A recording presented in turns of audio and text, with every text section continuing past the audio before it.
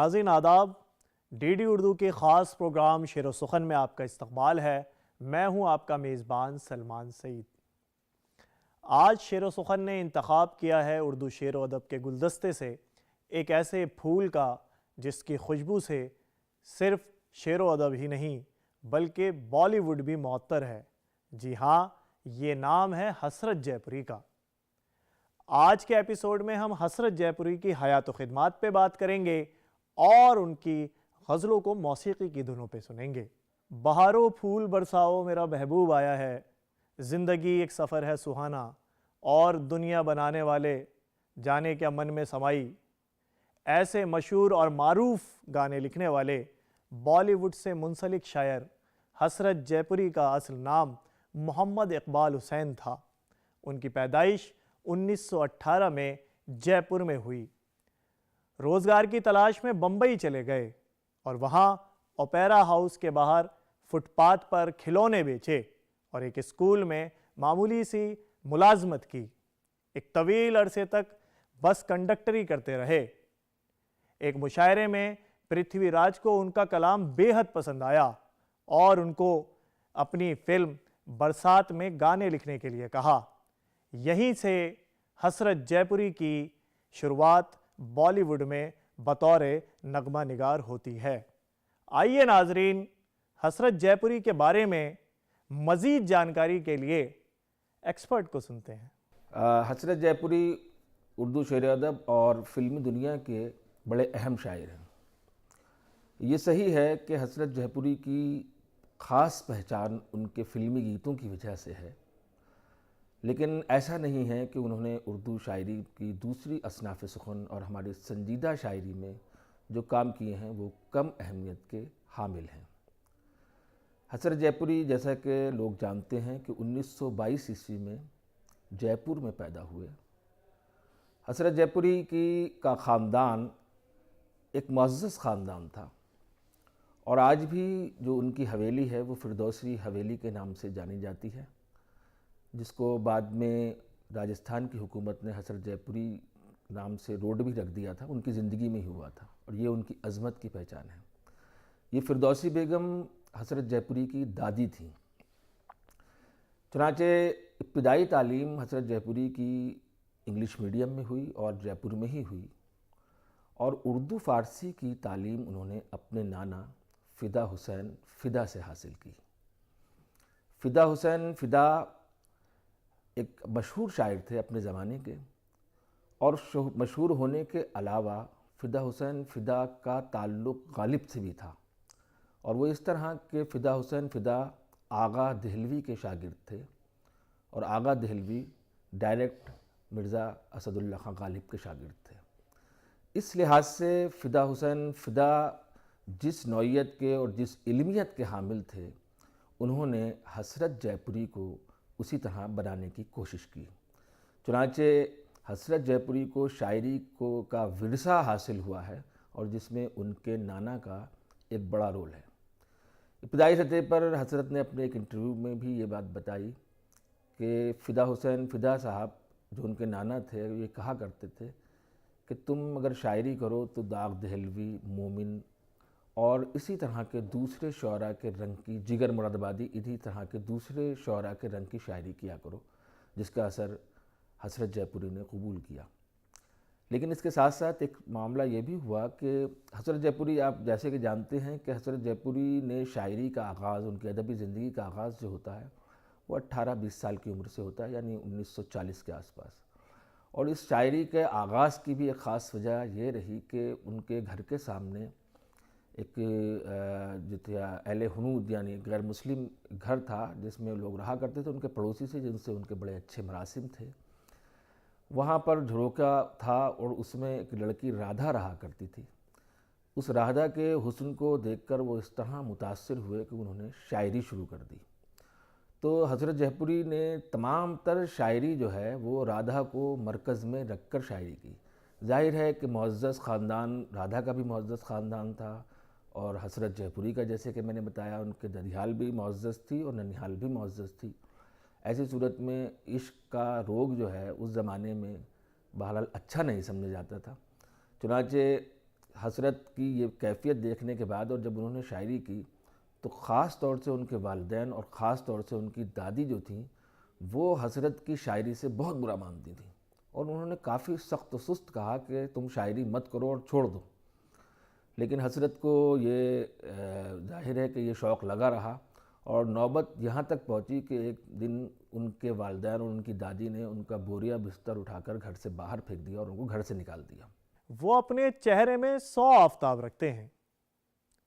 वो अपने चेहरे में 100 आफताब रखते हैं, इसीलिए तो वो रुख पे नकाब रखते हैं।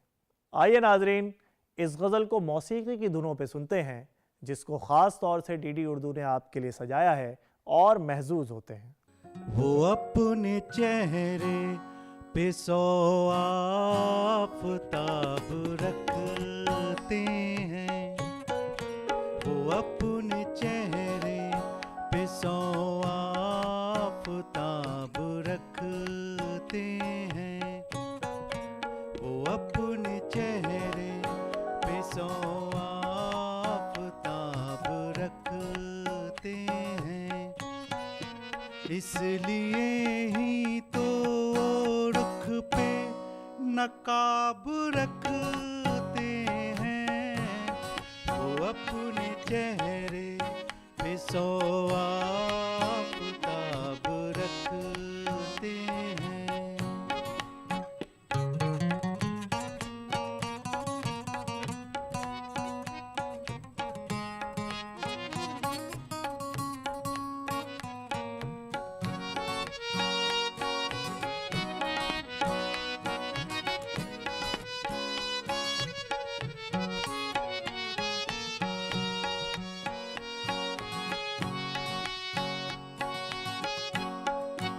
वो पास बैठे तो आती है दिलरुबा खुशबू।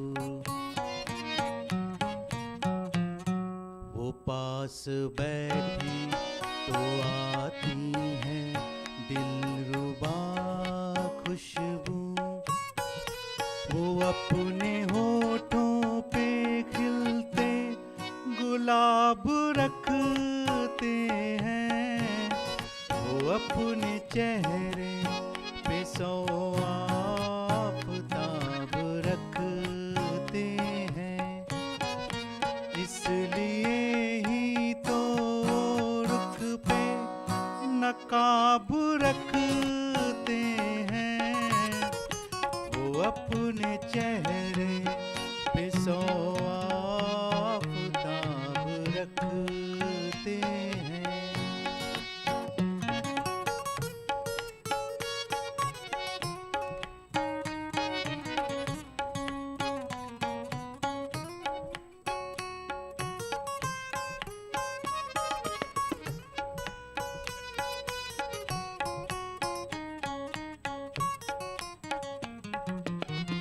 हर एक वर्क में तुम ही हो जानी महबूबी।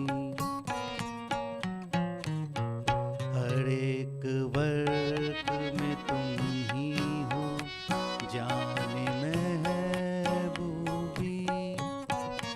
अपने दिल में हम ऐसी किताब रखते हैं। वो अपने चेहरे में 100 आफताब रखते हैं। वो अपने चेहरे में 100 आफताब रखते हैं। इसलिए ही तो रुख पे नकाब रखते हैं।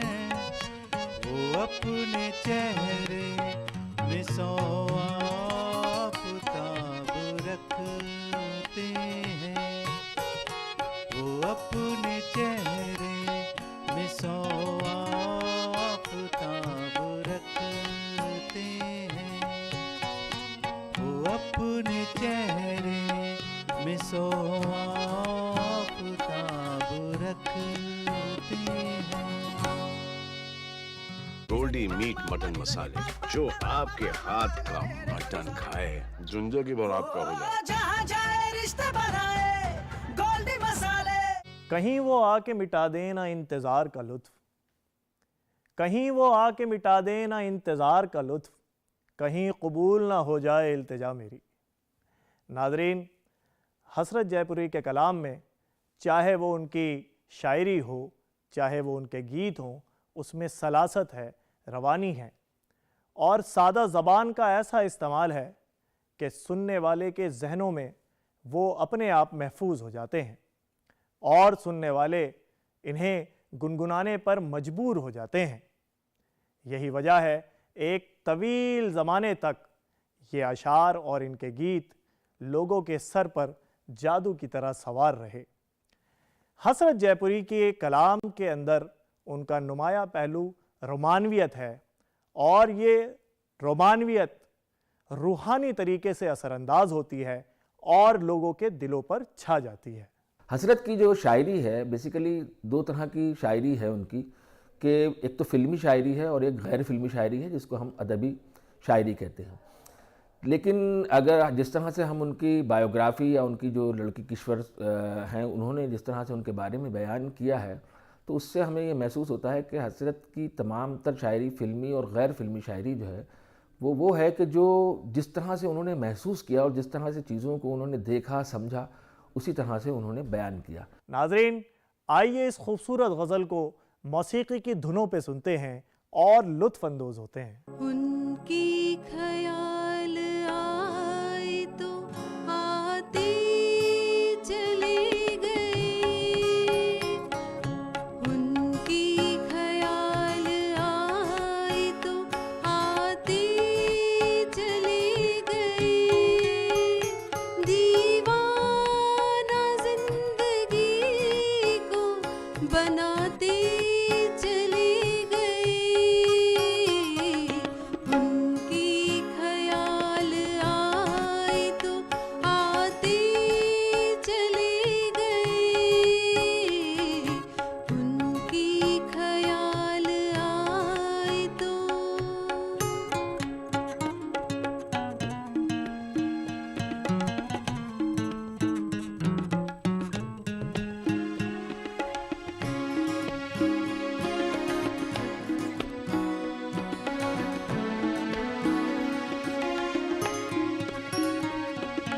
जो सांस आ रही है उसी का पयाम है,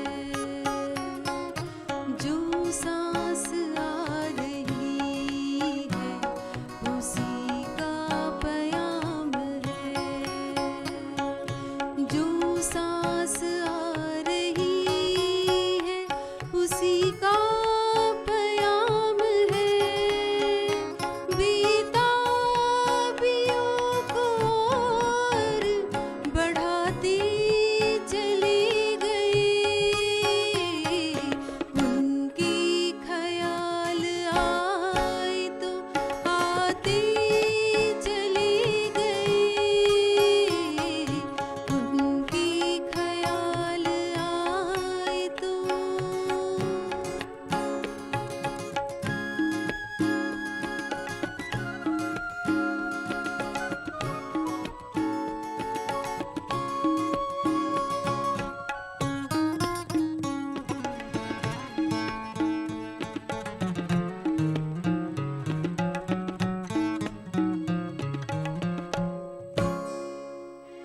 इस दिल से आ रही है किसी यार की सदा,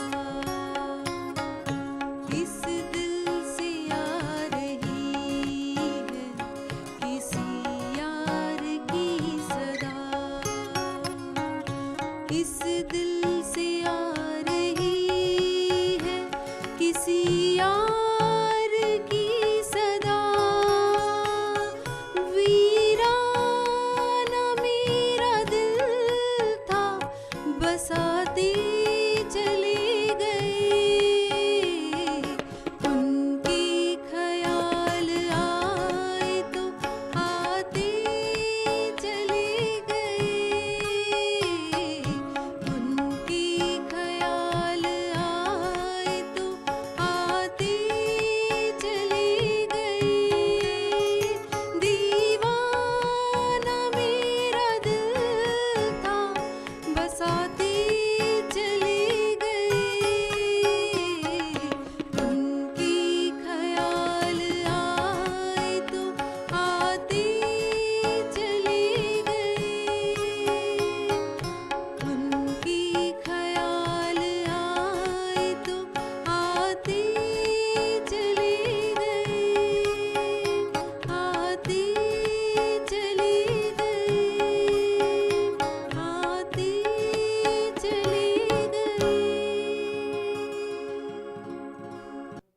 फिल्मों में जब टाइटल गीतों का जिक्र आता है तो हसरत जयपुरी का जिक्र सरे फहरिस्त किया जाता है।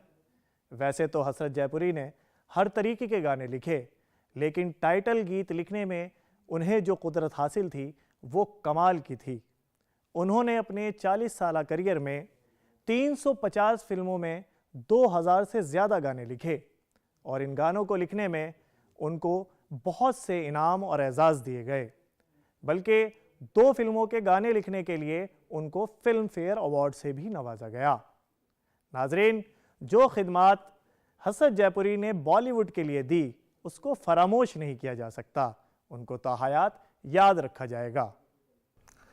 जाहिर है कि इस तरह की चीज़ों में आप लोग ये जानते हैं कि उनका इश्क का अहवाल भी इसमें शामिल है, क्योंकि मोहल्ले का मामला था और झरोके से जो चीज़ें दिखती थीं उसकी नज़ारा करने के लिए हसरत जयपुरी जो थे वो शायरी करते थे। इसलिए उन्होंने शेर कहा था कि तू झरोके से जो झांके तो मैं इतना पूछूं, तू झरोके से जो झांके तो मैं इतना पूछूं, मेरे महबूब तुझे प्यार करूं या ना करूं। जाहिर है कि इसमें वो कैफियत थी कि तुझे प्यार करूं या ना करूं, कि इसमें एक मज़हब का मामला भी था और शराफत का मामला भी था कि ये इश्क हमारा किस तरह परवान चढ़ेगा। चुनांचे वो उसी ज़माने में, ये उनका बड़े इब्तदाई ज़माने की शायरी है, उसी ज़माने में उन्होंने एक बहुत मशहूर नज़्म अपनी लिखी थी जो बाद में फ़िल्मी दुनिया में भी आ गई थी, वो कि ये मेरा प्रेम पत्र पढ़कर कि तुम नाराज़ ना होना। दरअसल ये उन्होंने जो ख़त लिखा करते थे वो राधा को, वो ख़त राधा तक कभी नहीं पहुँचे, लेकिन ये नज़्म उसी ये जो ख़त लिखने का जो अमल था उसी कैफियत को बयान कर रही है और फिर उसके बाद में वो फिल्मी दुनिया में शामिल हुई। चुनांचे हसरत जयपुरी जब घर से निकाल दिए गए तो वो जयपुर से सीधे बम्बई चले आए, आज की मुंबई में आ गए और यहाँ आने के बाद हसरत को ज़िंदगी गुजारने के लिए बहुत ज़्यादा कशमकश करनी पड़ी। और वो कशमकश ये करनी पड़ी कि वो शुरू में आए तो उन्होंने फुटपाथ पर, उनका रैन बसेरा था, फुटपाथ पर सोते थे मज़दूरों के साथ में, और फिर उनको एक बस में कंडक्टरी करने को मिल गया जिसमें 11 रुपये महीना उनको मिलता था।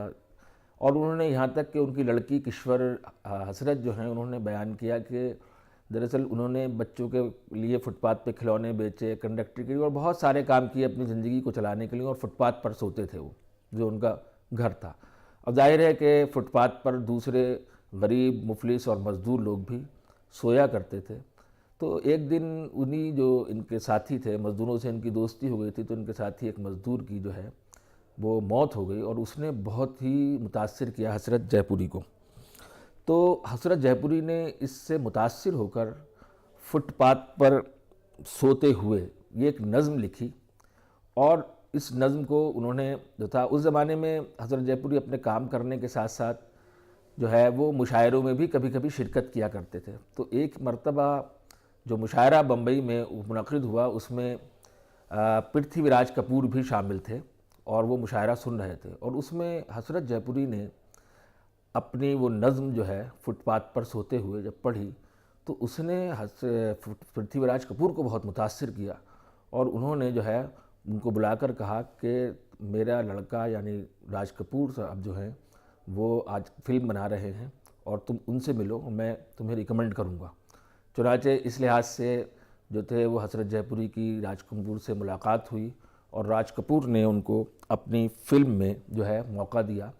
तो 1949 से लेकर 1971 तक जो है वो हसरत जयपुरी, राज कपूर, शैलेंद्र और शंकर जयकिशन की ये जो 4 लोगों की जोड़ी थी ये कायम रही और इसने बहुत कामयाब गीत उन्होंने दिए। आइए नाजरीन, इस खूबसूरत गज़ल को मौसीकी की धुनों पे सुनते हैं और लुत्फ़ अंदोज़ होते हैं। हसरत जयपुरी साहब फरमाते हैं कि जब प्यार नहीं है तो भुला क्यों नहीं देते, जब प्यार नहीं है तो भुला क्यों नहीं देते, खत किस लिए रखे हैं जला क्यों नहीं देते।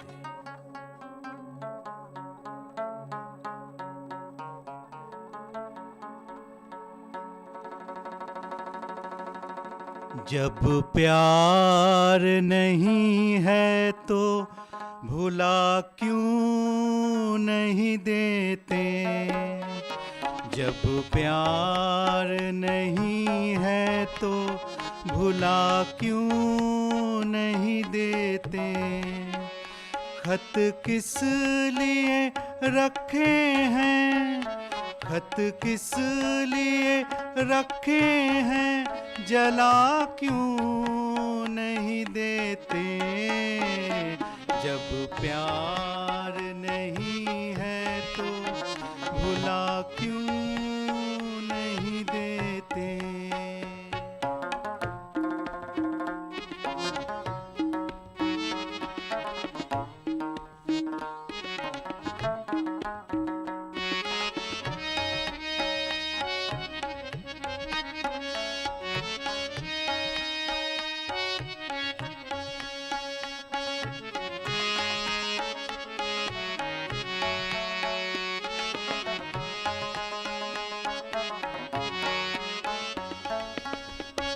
लिल्लाह शबो रोज की उलझन से निकालो, लिल्लाह शबो रोज की उलझन से निकालो।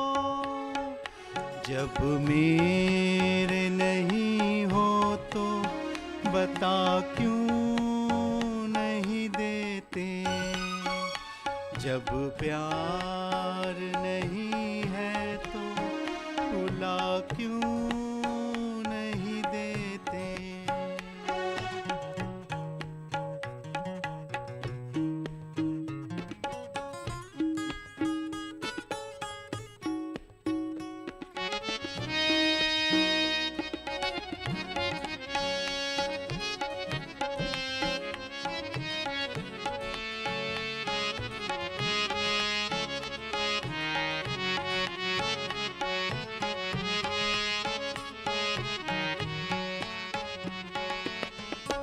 जब उसकी वफाओं पर यकीन तुमको नहीं है, जब उसकी वफाओं पर यकीन तुमको नहीं है, हसरत को निगाहों से गिरा क्यों नहीं देते। जब प्यार नहीं है तो भुला क्यों नहीं देते।